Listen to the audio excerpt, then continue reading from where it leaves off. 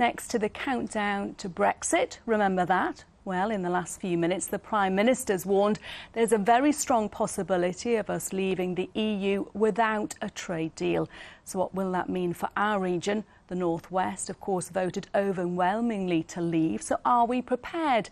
It's a massive question that our political correspondent Hannah Miller's been trying to answer. At this factory in Trafford Park, they're used to paperwork of a different kind.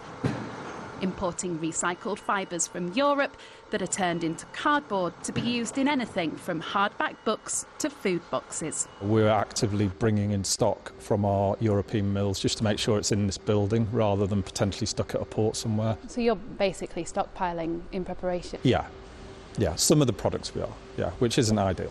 What would you say to the government right now? Sort your act out. We just want clarity. That's simple. We need to know how next year looks like so we can plan accordingly and hopefully, have a better 2021. With the UK and the EU keen to protect themselves from the worst impacts of no deal, it could be New Year's Eve before either side finally walks away. But deal or no deal, some changes will happen regardless. From January, anyone who wants to go on holiday to the EU will need at least 6 months remaining on their passport. You won't necessarily be entitled to free healthcare abroad, and to drive in some countries, you'll need a permit. If you think this year has changed our holiday habits, the changes in 2021 will be much more permanent.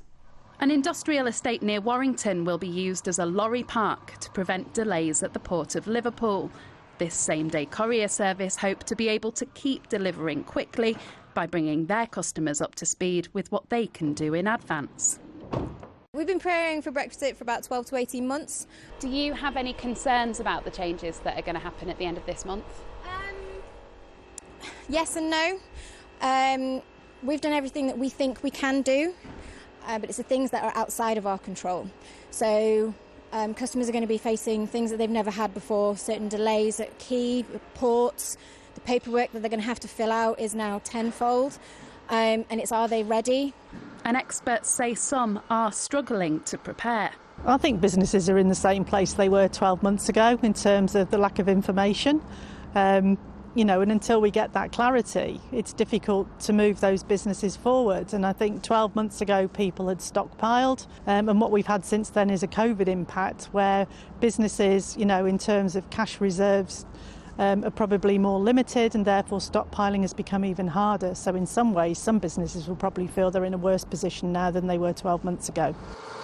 With the negotiations following what to many feels like a familiar pattern, thousands of businesses are watching closely to see what the final product will be.